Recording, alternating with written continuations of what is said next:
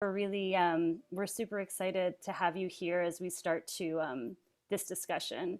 And I just wanted to start by thanking Cam and Don Young at CAM, the Center for Asian American Media, for their generous support of this and the remaining two panels after this. And I wanted to introduce Abby, who really needs no introduction, but I just wanted to make sure we're all on the same page and know who's leading the conversation tonight. Abby's son is an artist, film programmer, and researcher at the MIT Open Documentary Lab.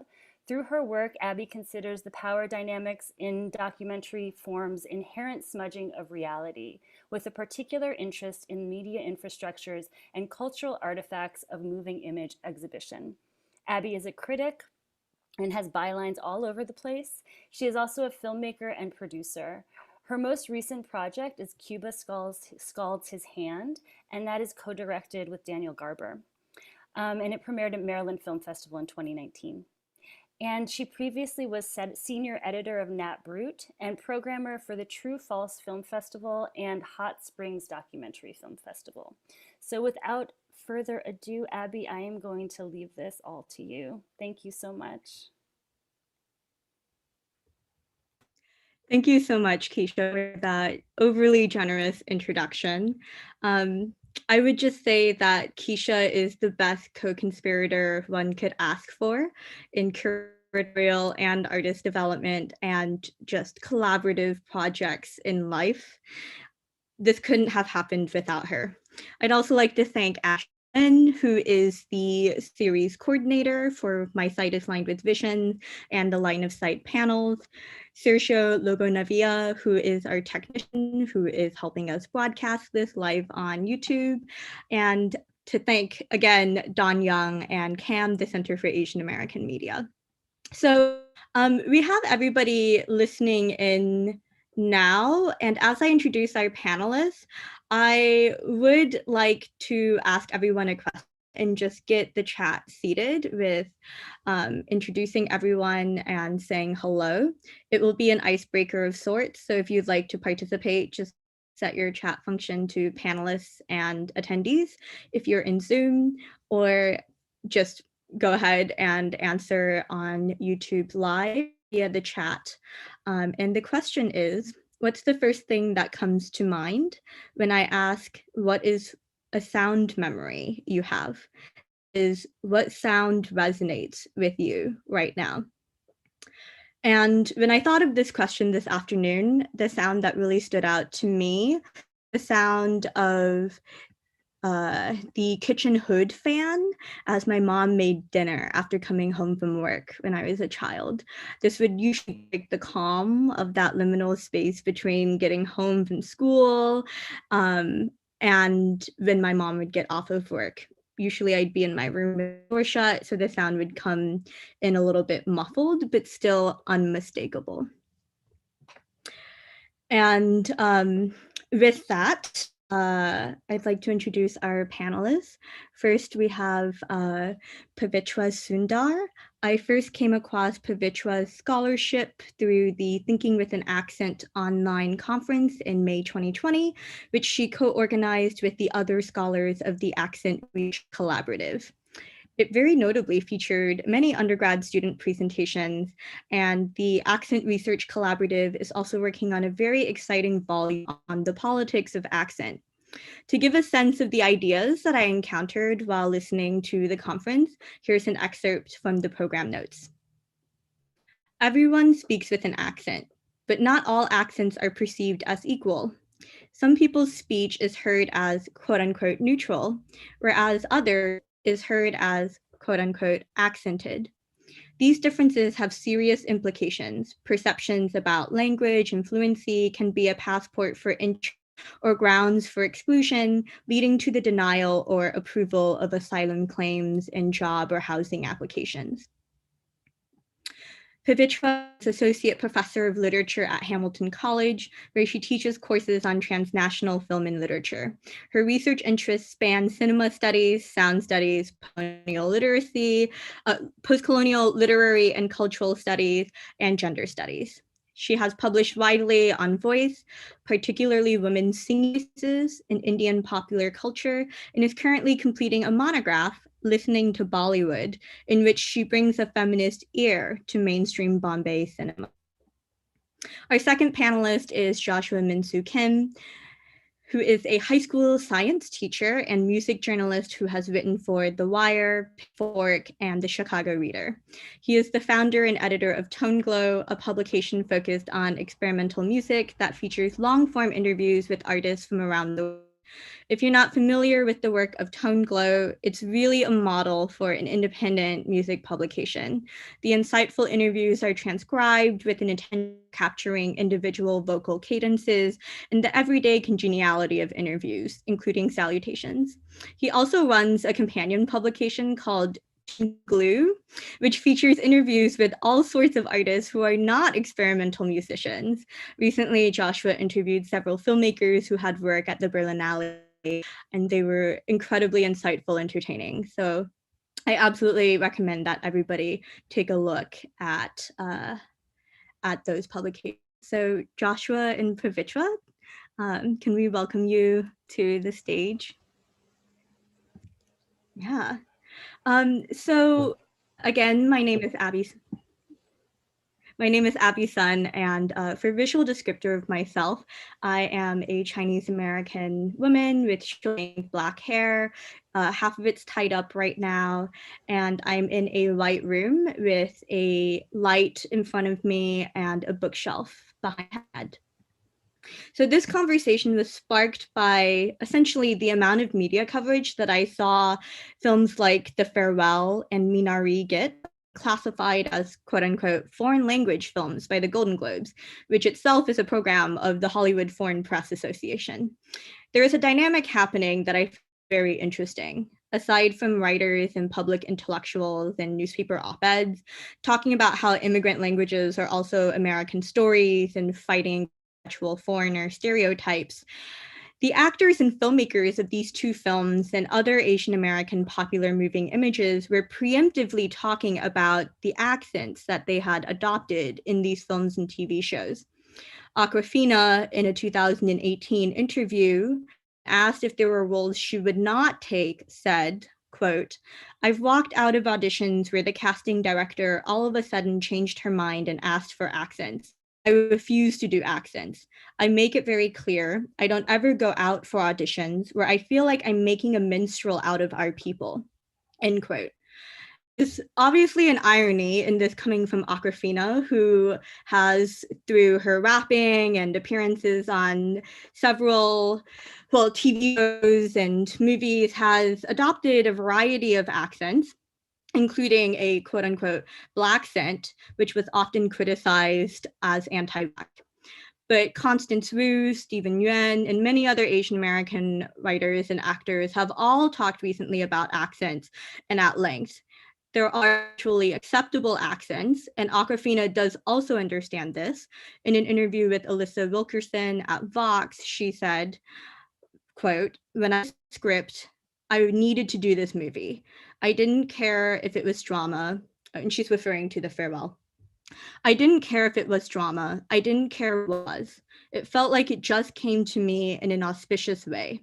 So I studied really hard, 6-hour days of just drilling it in, getting the accent right. It meant that much to me. I really wanted to work for a character like that. I'm still insecure about," and then here the editor inserts "my Chinese," which is not a spoken language, but the dialect that Awkwafina is speaking in the film is Mandarin, end quote. So to start us off, I'd like to pick apart what is an accent other than dialects and, the ways those voices sound like have all sorts of vocal registers, modulation, pronunciations, also timbre of voice, the relationship between voice and the recording devices, the spaces in which we as the audience listen to these voices, and who is listening. This will be a free conversation, so anyone listening, please comment along and post questions in the chat or Q&A at any point. So I'd like to open the floor now. What is an accent, and what ideas does the term accent bring up for you two.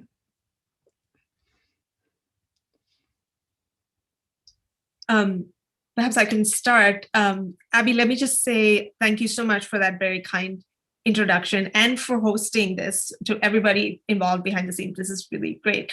So my name is Pavitra Sundar, and I'm a short South Asian woman with somewhat light skin, short dark hair. I guess it doesn't matter. I'm sitting at a table with books right behind me, bookshelves behind me. This is where I teach from nowadays. And I do it so I look a little intellectual with all these books behind me. But mostly what I like to do is watch films and think about sound in films. And so your question about accent here is really interesting because as you said, we've been working, my collaborators and I have been working on this question for a good year and a half or so now. And I don't think before I started on this project, I don't think I realized how complex accent was. So all of those things that you mentioned, right, in your introductory question about accent is about technologies, it's about spaces, it's not just about something static, something about how we speak, right? I think I've only really come to that understanding recently. And once you arrive at that understanding that accent is not just about the way you pronounce things, but it's also about how the way you pronounce things is received by people. I think it just sort of, that just opened my mind and opened my understanding of the ways in which language in the US in particular, but around the world is racialized, classed, gendered, and so forth. It added new layers of meaning for me for that. So.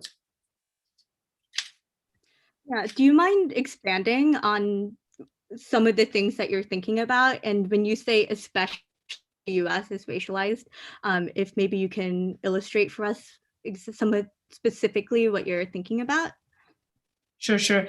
I guess when I say especially, I don't mean exclusively in the US, but it's just that I'm thinking about it now since I live here in the US. I teach in a small liberal arts college in rural central New York, Clinton, New York. Hamilton College sits on the lands of the Oneida people. Right? This is a place that is very non-diverse. And so I'm very aware of my South Asianness, my brownness, when I'm around, when I walk around here. When I move through these rather white spaces and people are surprised by the way I speak, right? So I get this sort of, what is she doing here? She's a brown woman. She's speaking English, but I don't quite understand because my accent is not from, it's not, like the accent of people around here. So I'm sort of very aware of the kinds of stares and the sort of the out of placeness, right, that I feel because of the way I am heard by other people. So that's what I meant. But as someone who grew up in India and moved to the United States, I also know that the way I speak has changed over time. So I grew up thinking of myself as speaking in a very middle class ways. I was educated in English medium schools in India. Right? I grew up in a cosmopolitan big city. So my speech sounded like all of those things. But those markers of class, for instance, aren't legible to people when I moved to the US, right? I was just sort of a brown woman. I was just a South Asian woman. So certain ways of understanding my accent, which were very apparent in India, were just not apparent here. And here I came to be heard as someone else. So that's what I mean.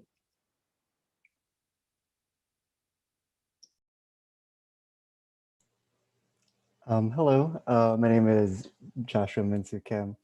Just to give a descriptor of myself before I speak further, I'm wearing a white shirt, I have short brown hair, and I'm in a bedroom with a shelf and a dresser behind me. Oh, and a bed behind me as well. I'm on Kickapoo land. That's something that my kindergarten teacher taught me, which in retrospect is really amazing that she taught that, and that's like the one thing I remember from kindergarten. Pronouns are he, him.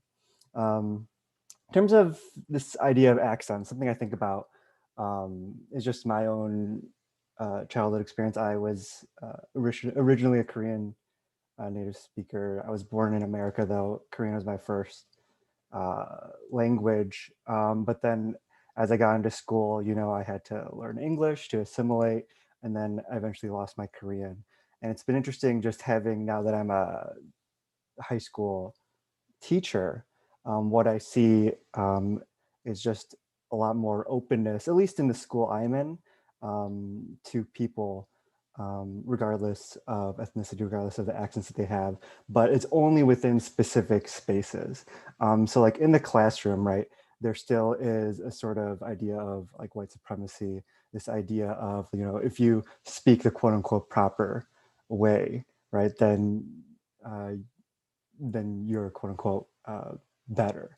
But for example, I was the sponsor of this Asian pop culture club when I was in my previous high school, and that actually featured Asians and non-Asians alike, people whose first languages were English or something else. And I think it was interesting how in that space where there is an acknowledgement that if you're entering it, that the dominant sort of cultural understanding isn't of whiteness, how quickly and how dramatically just openness of students to share their own stories, to share their ideas changed compared to classroom. Because I was also a TA inside classrooms for several years before becoming a teacher, and it was just a very stark difference. And I also worked with like ESL students.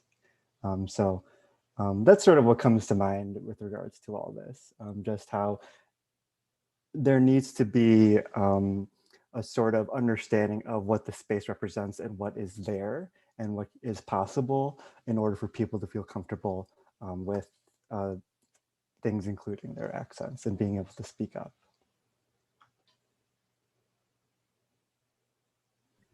So one of the ideas, thank you for both of you sharing these quite personal journeys and experiences, conceptions of the accented voice. I think these ideas are things that are really real. And for me, I think that writers like Kathy Park Hong and Minor Feelings have really identified the childhood experience as being, 1.5 generation or generation immigrant kids as being specifically rooted in, feelings of shame, perhaps, when people more acceptable or more legibly American-born accents perceive a accented American voice.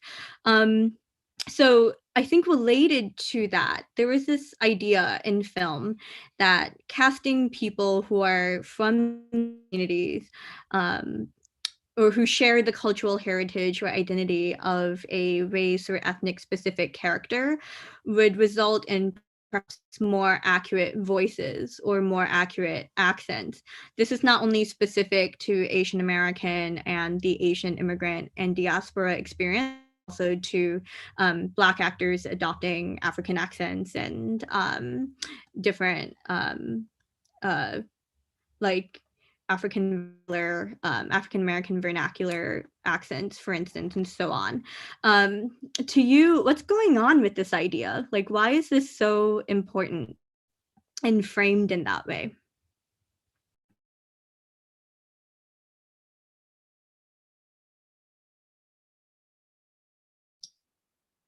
Should I go? I think this is a really interesting conundrum, right? Because on the one hand, I think representation on screen is so important, right? People of color, actors of color are so often get typecast and do not get enough opportunities, right? But on the other hand, when they get those roles, there's a certain expectation that they speak a certain way, that they sound a certain way. And I think behind those expectations, even if it's not a role that is a sort of stereotypical sort of sidebar kind of character, those expectations, behind those is a certain notion of what it means to sound Indian or what it means to sound Korean or whatever, right? and there's flattening of that cultural identity in that expectation, right? So to sound Indian can only ever mean a certain thing in a particular particularly in mainstream popular culture. And I think actors and everyone really involved in media have to work really hard to dislodge our expectations of that, right? To dislodge audience expectations, dislodge casting directors' expectations, directors' expectations, and so forth. And it doesn't always work. I mean, you have to be. It's only in a certain context, right, that your voice will be received as Indian, even though it doesn't sound as the kind of Indian that I guess the audience was expecting, for instance. So I think I'm really glad that these conversations are happening right now, because I think it's pushing us all to think about what our expectations are about what certain bodies ought to sound like, what that match between image and sound, right? What a body looks like and what a body sounds like. It's forcing us all to think through those rather difficult questions. Yeah, I like what you said, Pavitra, because it's like there's definitely a flattening of identity through expectations for what an accent should sound like. I know Stephen Yan in the interview / article that J. Caspian King wrote, right? He's saying like he adopted the accent that he was like thinking about how his dad spoke Korean, and that's what he was basing his accent in Minari off of. And I think this idea of accents and there being expectations of what someone should sound like, it's because there's always this desire to see any sort of group as a monolith, right? And this can occur even within, like even Koreans themselves, they might see specific dialects as lesser if they're from like the rural side of the country, right? So this is also why I think music becomes an interesting thing, because it's like a disembodiment of the sound and the person, because you're sort of just without an image and you're just listening to the voice or the sound that is present, which then at least if you are engaging with it, can provide less of a immediate presumption of what you should quote unquote expect for that person to sound like. Can I just say one thing? What Josh, you just said, what you said about that, say, Korean people themselves might have expectations about, what is a good Korean accent, say, right? And from certain parts doesn't. So I guess that reminds me that it's not just the position of or the experience of people of color in the U.S., right? In vis-a-vis sort of a white context that shapes those understandings of accents. Even within different cultural communities, right? We have those ideas about what constitutes, as I said, Indianness or Korean accent or whatever, right? And I think that complication is really important to consider. I also loved what you said about music, because don't we also have expectations about what music is associated with what culture? Like that isn't free of politics or cultural identity, right? I don't know. Yeah, it's interesting because they're totally like, in a sense, there isn't the image sound match necessarily because of the way music sort of is, but yes, there are expectations. And even like when I think about sort of the work I primarily listen to, which is like experimental music, where there might be abstractions of the voice, they're utilizing their voice in a way that they're not necessarily singing or saying things in a way that people are typically used to hearing from an Asian or anyone else. But even within those scenes, right, even within experimental scenes, there are certain standards, certain expectations, certain notions of what makes a piece of art good, and some of those things are sort of a result of institutions and their decisions about who sort of gets funding, who sort of, is getting exhibitions, who's getting performances, and that, in elevating these sorts of artworks, like this is what is good, this is, what is acceptable, this is the norm, right? So it's always layered. There's always like, there's always a need to combat, I guess, white supremacy, expectations, and capitulation to expectations from white people about who one is and the way they present themselves. So thanks for saying that, Pavitra. Yeah, I would even, I mean, with your sense, Joshua, if perhaps in these spaces that aren't, that bear perhaps of post-production interventions in the recording and in kind of the technological artifacts that we can hear throughout the recording process, if that, like, these kind of contextual clues, like what shows people have been in before, what institutions have supported them, that matters actually even more as evidence. I'm curious, like, the relationship, how do you see it kind of differentiating itself in experimental music when the voice is more, and I don't know how you would describe it in music, but I guess for me, say more mediated, perhaps.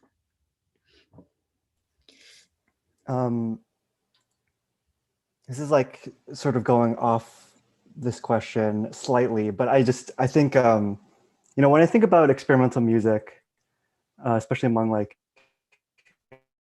Asian Americans, and the way in which the artists that I care about a lot right now are doing things that I feel like are not capitulating to expectations brought to them by white institutions.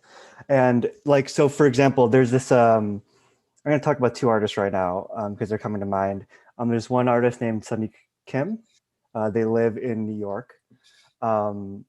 Initially they had an album that was based off, sort of inspired by pansori, which is a Korean sort of storytelling, very minimal scenography. It's just like a straw mat. Usually behind the performer, there's like a folding screen with calligraphy written on it. And it's usually just a person, a vocalist, and maybe a drum, right? So those are their, that's like the inspiration. But they were initially inspired by looking into, Korean folk and popular music traditions to explore their personal identity. As they went on, they sort of realized that that was a dead end, and more important than just something personal was tying that identity-driven exploration to historical and contemporary political struggles.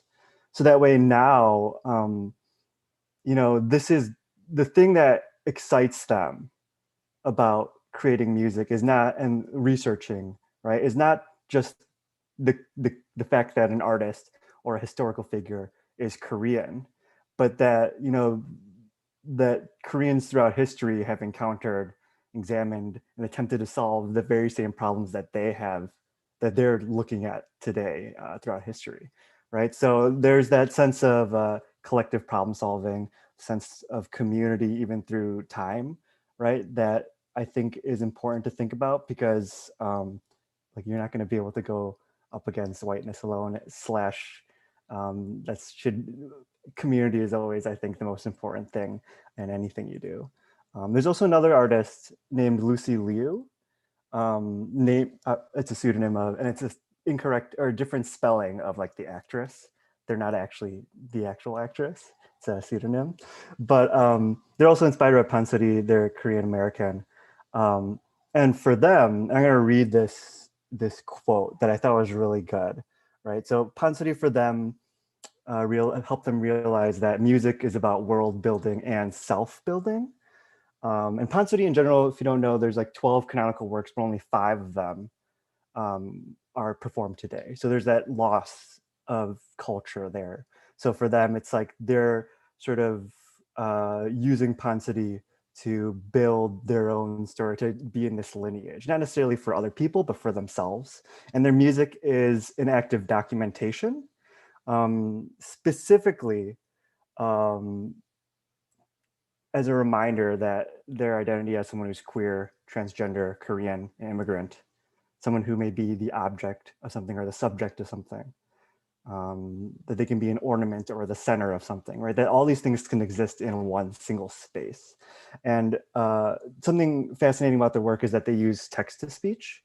And most, if you know text-to-speech programs, it's based off a white woman speaking, right? So to hear they have like very diaristic text in their works, talking about their therapy sessions, talking about familial strife, right? To hear that then be stated by like this white woman via text-to-speech is this other sense of disorientation, this constant sense of displacement that occurs as a result of their identity as someone who is Korean, right? Also someone who is trans. There's just so much there that helps you recognize the feeling of disorientation of being othered in America. And I think the fact that their music is able to transfer that in a way that is utilizing their voice and is sort of gets you to think about sort of the relationship between their identity and, the place that they're in is very moving, very interesting. Someone asked for Bandcamp links. I can, oh yeah, I can post some links. Yeah, we put them into the chat and we'll include it in the description of the YouTube live. We'll edit it into the description. Yeah, Pavitra, I saw you lean forward when Joshua mentioned the AI text-to-speech. Yeah, well, I mean, that's just fascinating, right? There's so much to be said about the ways in which voices get fixed and identities get fixed in that moment of technological mediation, right? From text to speech. So it's really exciting to hear of artists like messing with that, right? Like taking that and using that as a way to undo some of the fixing that happens, right? When in that process. And also, I mean, this is kind of calling back your opening question about sound memories, right? When you said text to speech, I thought about some of my early experiences with even like GPS devices, right? And thinking about like, what is that? Like, what voice is there in there, and what do they sound like? And why does the person giving directions have to sound in this particular manner? So anyway, my mind is like flooded with ideas right now, not necessarily coherent. I also love the world and self-building, world building and self-building formulation, because it seems to me that when we are trying to come up with new ways of thinking about accent and tying accents to bodies, I mean, those are acts of self-building and world building at once, right? If we're trying to reconfigure how we think about accent, we're trying to reimagine a different world, a world in which different, we're not hierarchized in this, in the way that things are right now. So.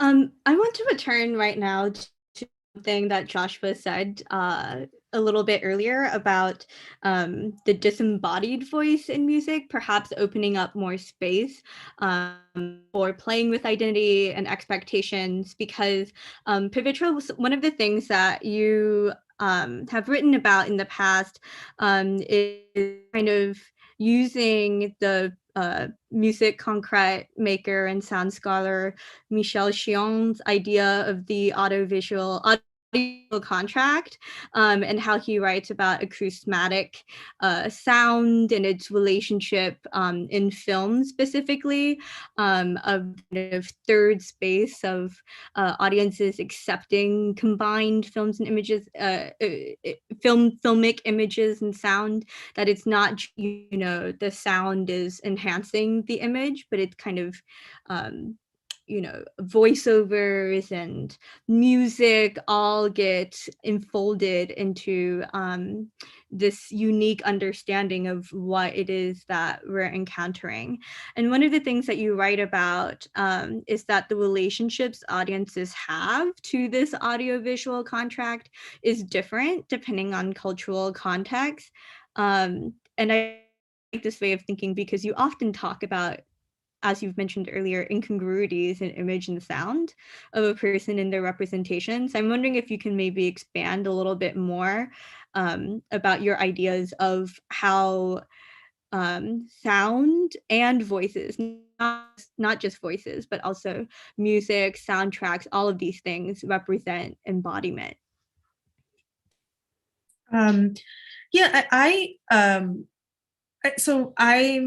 I grew up, as I said, watching Bombay cinema, and in many Indian film industries, including what we call Bollywood nowadays. The song sequences, right, are not, you see the actor lip syncing on screen, but the voice is always, the singing voice is always that of a professional singer. And so I guess grew up in a cinematic culture in which you take for granted, right, that in those particular sequences on screen, there was two bodies in play, the body you see and the body you hear.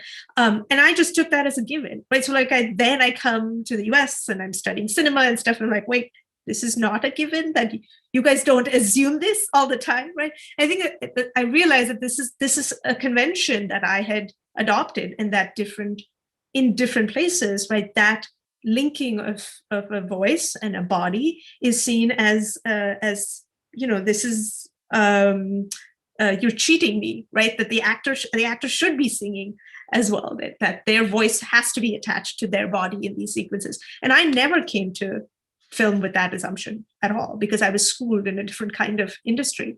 And so I think that's where really my writing on sound and image congruities and incongruities began. And what I realized is that what I take to be a match is itself a construction, right? It's not that there are some matches and then there are other things that are mismatches. Everything is a construction. There are only mismatches because I'm taking something to be a match.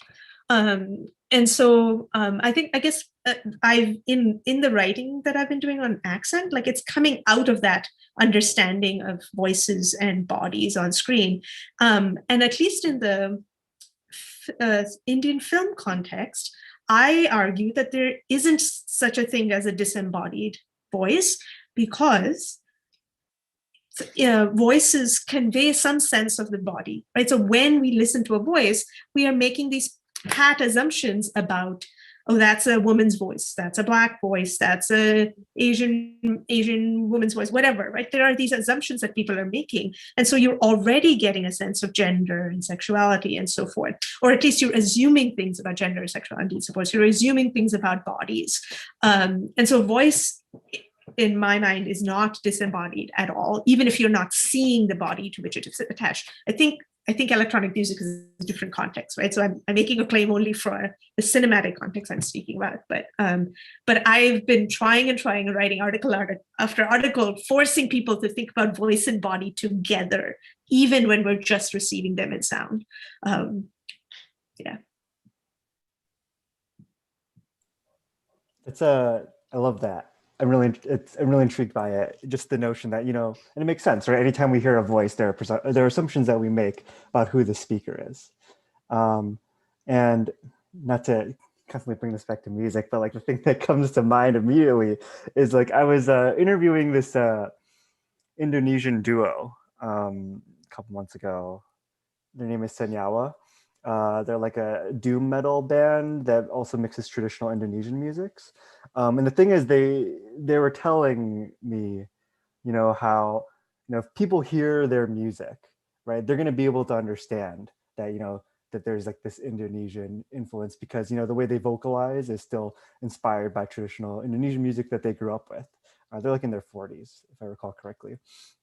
And they said, despite that, they themselves cannot even pinpoint specifically what types what exact Indonesian musics that are working their way into their own music. It's just all their influences that they've had in their life sort of coming together. And it's interesting because of what you said regarding like you hear a voice, you make assumptions that this group, right? You can hear the voice, you can, as a Westerner, as a white person, right, you might hear it and be like, okay, yeah, they're sounding like traditional Indonesian music. But even they themselves are sort of disrupting that in the sense that they don't even know exactly, it's not like a one-to-one match. Yeah, so that's sort of what came to mind. It also gets into the notion of like, what is, traditional music? It's always something, what is Asian music? What is Indonesian music? Typically when that sort of conversation comes up, people in the West, people who are white, people who are the arbiters of culture, quote unquote, are going to be only classifying things as such if they are, boxed in, if they are specifically only drawing from traditional music, because they're not allowed to be contemporary. They're not allowed to be, they're not allowed to evolve beyond, maybe earlier understandings of what, the traditional music were from, white people having gone over there and make recordings or something. So, yeah, it's an interesting topic to think about. What is Asian music, and how are our classifications of such, rooted in this narrow-minded thinking? Yeah, Right. I mean, I want to come back definitely to this idea of like ethnomusicology and the recording and preservation of quote unquote, authentic or traditional sounds for sure. But I'm curious, Joshua, since you yourself are sort of taste as a critic, how you kind of, do you take into consideration like the path which people borrow or take inspiration or appropriate sounds? How do you think about it and write about it and evaluate it?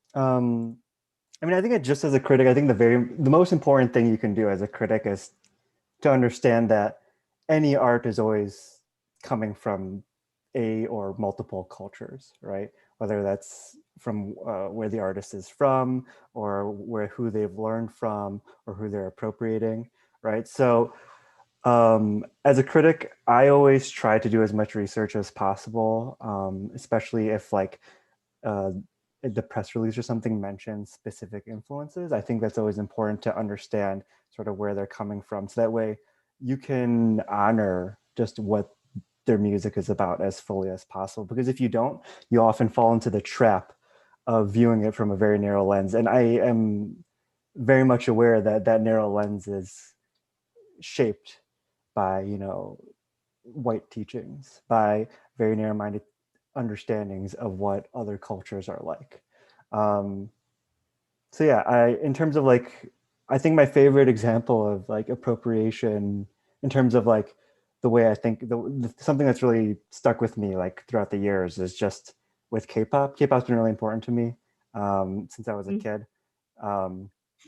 There's the guy who is primarily known for being like the guy who started contemporary K-pop. His name is Sateji. He started in the early 90s. His whole thing and what became the model for K-pop is just this idea of genre blending. And typically they're borrowing ideas from the West, especially from Black music, right? So it's like New Jack Swing, could be freestyle. It could be like 90s R&B. It's rap, it's all this stuff. But something, and obviously there are so many, this is like a very long conversation that we could have, but like the thing about K-pop for me that was always interesting is in their appropriation of Western music. Because what happens is typically like with J-pop or like Japanese pop, you will see larger variations in sound than what a Westerner might be used to hearing on the radio. But with K-pop, a lot of the sounds are very familiar to a Westerner.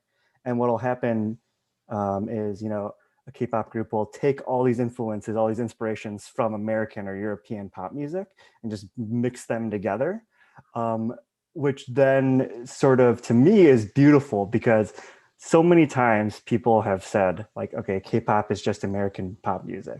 But what they're doing is actually they're taking all of American pop music, they're mixing it up and creating something new from it that hasn't been done and isn't really done in America. If anything, if there's stuff that sounds like it in America, you can tell that they were clearly influenced by like K-pop. So like that to me is like a reversal of this Western cultural imperialism, where they're saying like, hey, we know that you have a stranglehold right on the rest of the world in terms of like what pop music should sound like, and what K-pop artists, what K-pop producers do, maybe not sort of with this intention, but what it reads as to me is them sort of subverting that, saying, well, if this is what the case is, we're going to create something new from all this that is now a part of our culture. So, yeah.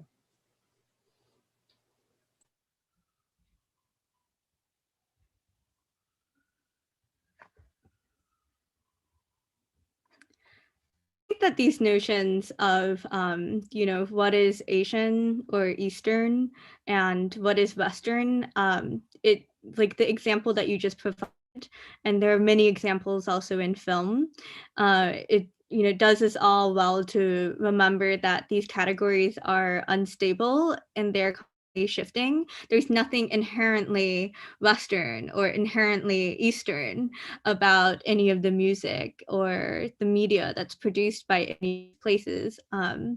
Inspirations can come from many places. I mean, like Quentin Tarantino cites all of these Japanese film directors as his inspirations, and he, makes the most obnoxiously American films that I've seen.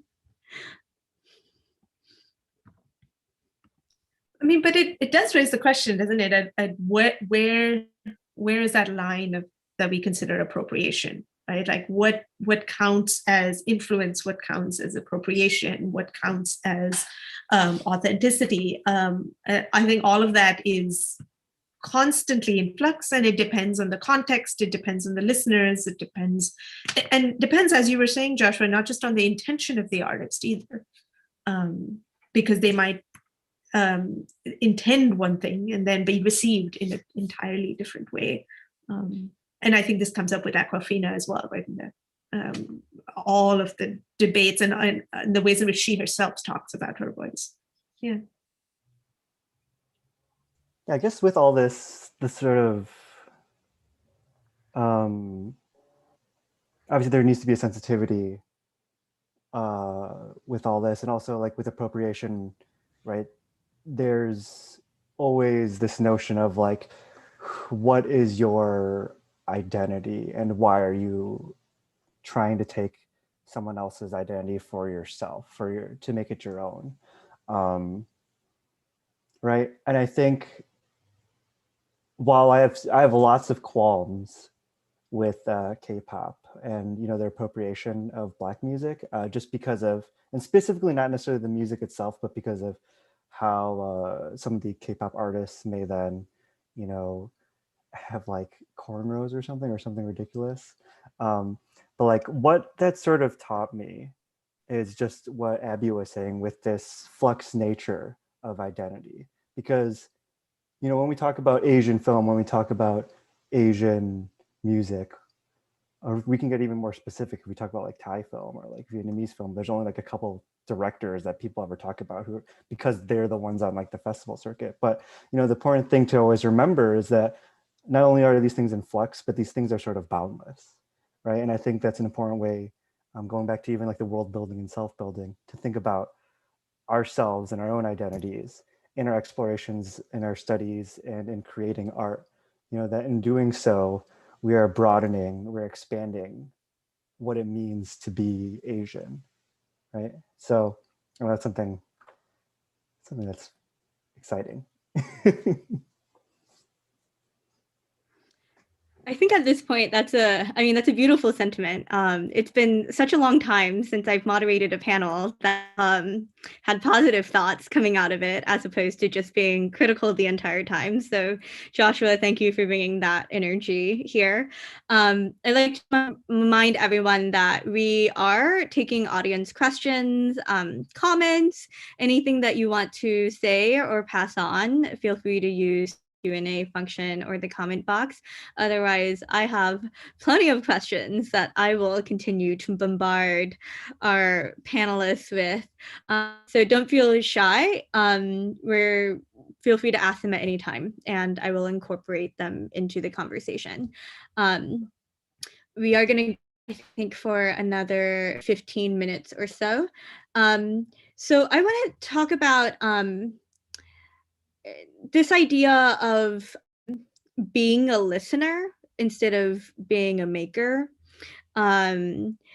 because there's a lot of talk about how these things are used, but Pavitra, you've talked about this idea, some of your insights from your scholarship coming from being a listener and a viewer yourself. So I guess, what are some of the things that we could be thinking about in terms of not just hewing to this idea of authenticity when it comes to listening to voices?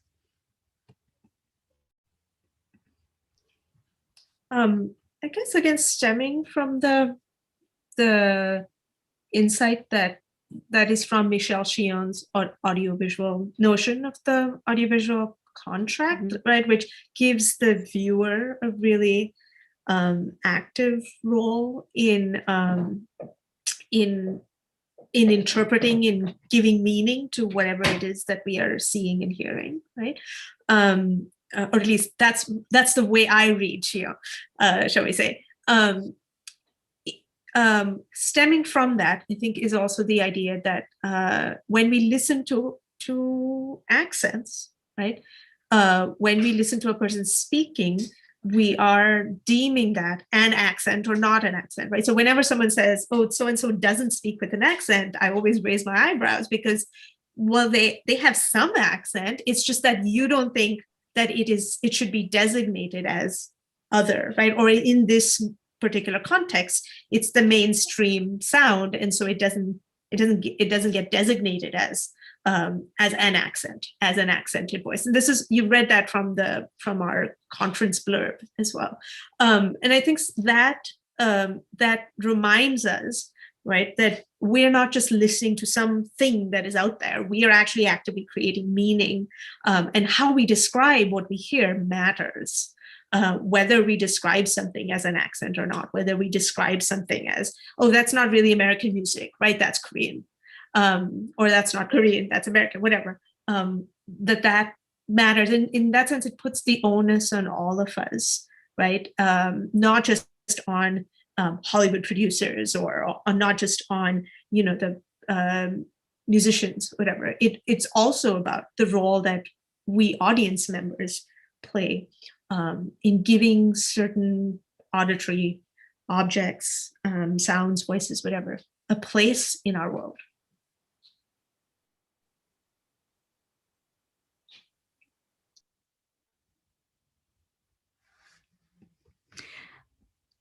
I think that this idea, we don't have to hew to the same evaluative categories that exist around us, is a really powerful. I think about this often too when it comes to, for instance, I don't know, food blogging and restaurant culture, and how it's so obsessed with cultural heritage and the amount of times that years that chefs have trained in other places, and there are constantly news popping up about appropriation and things like that, but it also leaves aside all of the cuisine made from like street level corner stores, takeout shops, all of that. It's really interesting to me to consider like one thing as being more authentic than another. And I've always found like continuing to think about things in that way quite narrow. Can I just add, I don't mean to sound overly optimistic about this. Like, I don't mean to sound like you can just say whatever you want and interpret things any way we want to, right? And if I call something authentic, that's how it is. Like, I know it's not as boundless as that, because our listening itself, right, is shaped by what we grow up listening, for instance, or what our cultures or our society deems as hierarchical, as like where it is in a particular hierarchy. But I think I hold on to the hope that we can listen differently, we can view things differently, right? That drawing on other things in our sensorium, shall we say, right? That we can reconfigure how we think of things. Does that make sense? So, yeah. As you were continuing to talk, I was like, wait, I just sounded so optimistic, and it's not me. Yeah.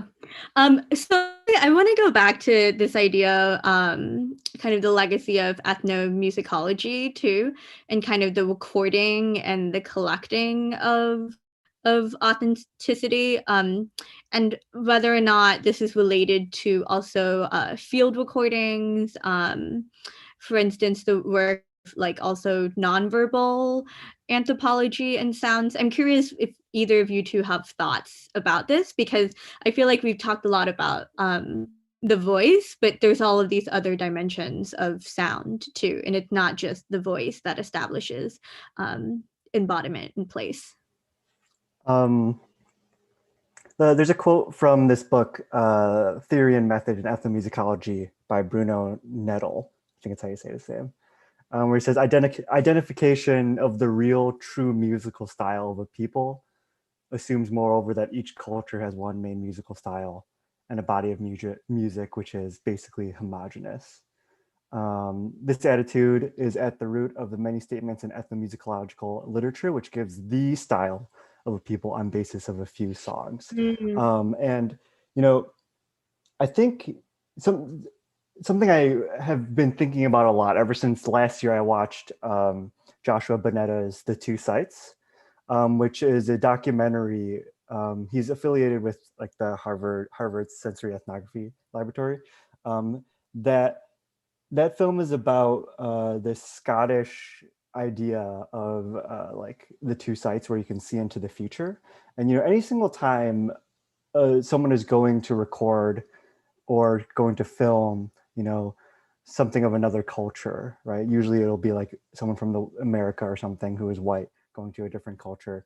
And what typically happens is there's this innate sense of superiority that their epistemological reality is like wrong, right? And I think that like even the way in which, you know, you approach filmmaking or recording sort of has that embedded into it a lot of the time, which is why The Two Sites was very interesting to me, because it was one of the few films, documented like ethnographies that I've seen, ethnographic documentaries that I've seen recently, where I felt like it wasn't really doing that, because he allows the sound and the image to sort of they're separate, they're recorded separately.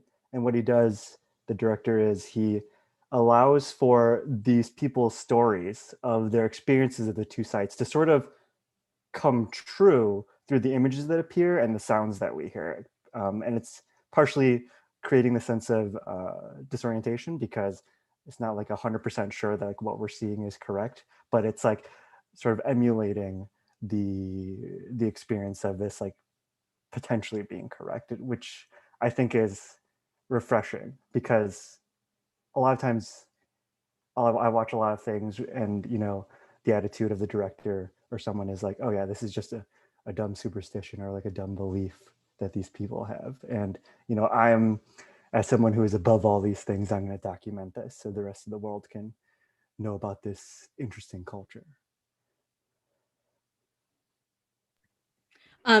Just as someone who is was formerly sort of affiliated since the Ethnography Lab also kind of doesn't exist, but Joshua Bonetta co-directed films with JP Sneadecki, who definitely was a student there, but I don't think that Joshua himself is affiliated. Yeah. My bad. Just to clarify. Thank you for that. So we do have a question in the Q&A from Sapna, and Sapna asks, do you think there is a loss of one's intrinsic identity when one starts to speak another language and speaks in that language's mainstream accent? This is a quite interesting question. I think like the transnational nature of diasporic identities and multilingualism is of many things in and of itself too.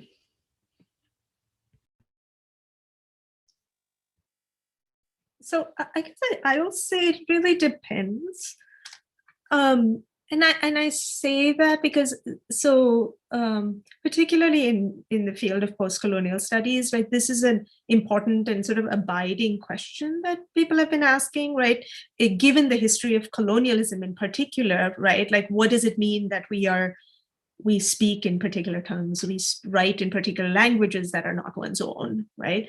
And I think that is true to some extent. But I think what's also true is that my identity is not necessarily fixed, and my identity is not just tied to one language, right? That there can be multiple languages that at different moments in my life are very much tied to my identity. And I think also of my cousins, for instance, who grew up in the US, right, who right, don't necessarily think of Tamil, for instance, as their mother tongue, even though they understand it and speak it, right? But they have grown up much more, they have grown up with English really around them, right? And I wouldn't say that, for instance, is a loss of their identity, right? But if I were thinking just in terms of what is your mother tongue, then I would only be able to see their languaging as a kind of loss, and I don't want to do that, right?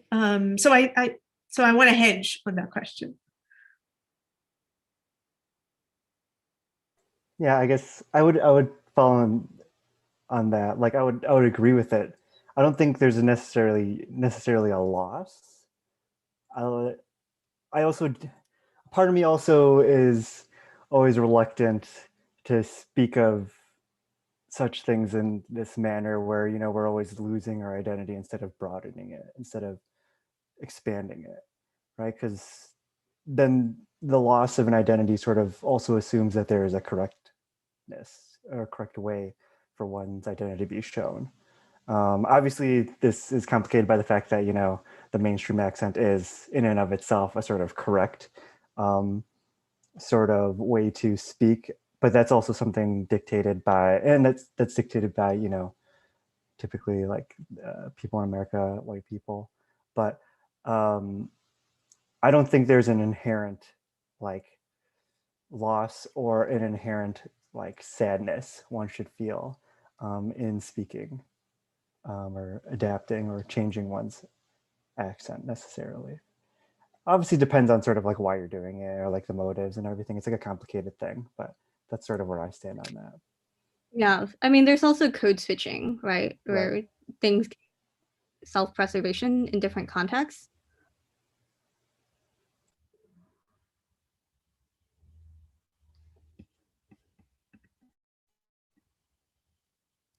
Yeah. Okay, so we have another question from Charmaine. Do you see an inherent tension between authenticity and autonomy? If so, should there be a greater creative aspiration towards one or the other?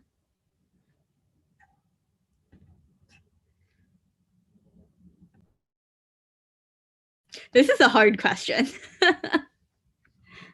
I guess like maybe if we want to think on that, I love hard questions.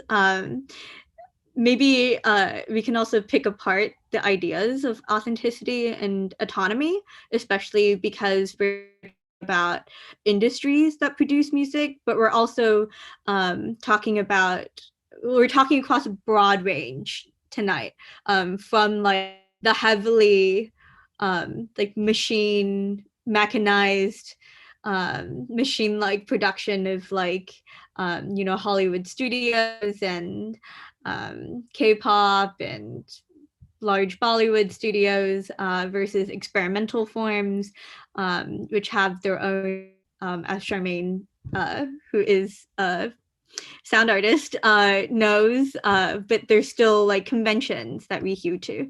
So I guess I'm interested in what exactly we mean by authenticity and autonomy too, perhaps. Well, can I also say this is not an answer to the question, it's just a sort of comment on the question, which is that authenticity is sometimes used to talk about the individual, right? Like, are you being your authentic self, right? But authenticity is also used to talk about the group, the collective, right? So our cultural authenticity, right? Are you being true to whatever culture you are or group you are supposed to be aligned with?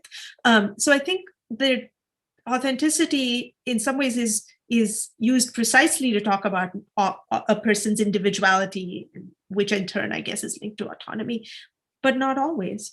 So I don't know, should there be a creative aspiration to either? Yes, as long as it's not destroying the other or wrecking the other, right? If you say autonomy in the name of, right, just appropriating other people's identities or doing something that is inauthentic, I'm not on board with that. Yeah, I also think like this is like a sideways answer to this question, maybe not even an answer to the question, but like I also think about the fact that like autonomy can be gained through like inauthentic performances, because you know the performative nature of anything can always help you better understand who you are yourself. If you're comfortable with it, if you're uncomfortable with it, maybe you know being performative can allow you to be who you want to be and not necessarily who you are currently. So that's sort of just what's coming to mind right now with that question.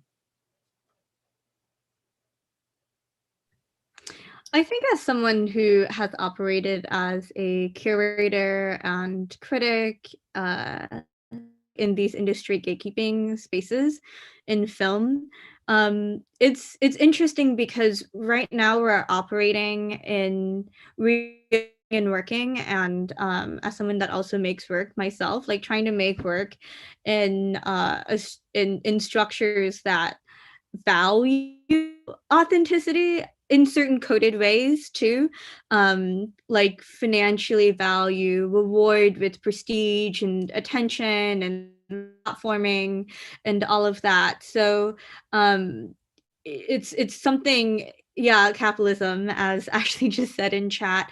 I think it's also one of the things that I think about is the ways that kind of these performances of cultural differences, I guess I just think about who it's benefiting. Like if it's benefiting the artists, the communities, and the workers that help put on the shows and all of that, I see that also as a form of like wealth redistribution for heritage, but also if it's being bought and profited by museums and predominantly white institutions, I think that's a lot more dicey for me than kind of the individualism that Pavitra is talking about.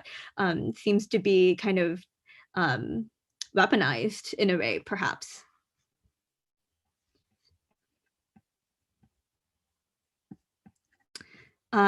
So we are coming on to the end of our time, and I don't want to end on such a downer. So I would like to end by asking everyone, and please join in chat to collect a list, perhaps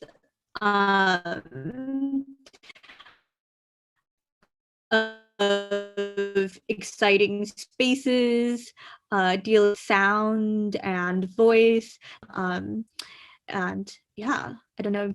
I mean, Joshua, you've already been so generous in talking about a couple of artists and musicians, but do you have other people whose work you find quite interesting and want to shout out? That's a good question. Yes. There was, I mean, Charmaine's in the chat. I just did a profile for her in The Wire magazine, so her music's great. I also interviewed and talked with this artist named Lin Shi Oteoni. She was born in China, and it's interesting for her because she is in like a sludge metal rock band as a vocalist, but she's also a soloist, and she draws from her own. She uses that as an opportunity to really dig into her culture more, and her, I guess, if I want to sell it, right, like her vocalizing, people compare it to like Bjork or something. So I like her a lot. I can link her Bandcamp in the chat, but that's one who comes to mind right away. Yes.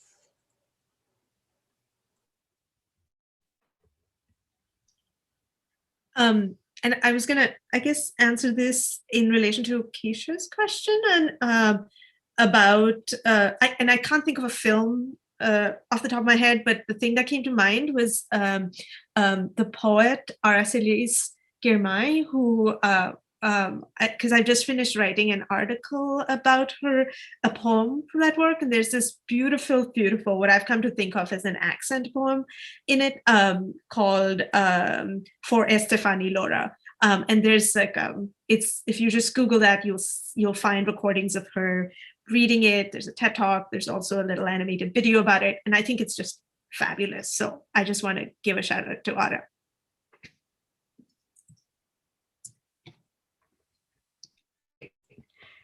Thank you so much, everyone. Keisha, do you want to come back on and help me send everyone off?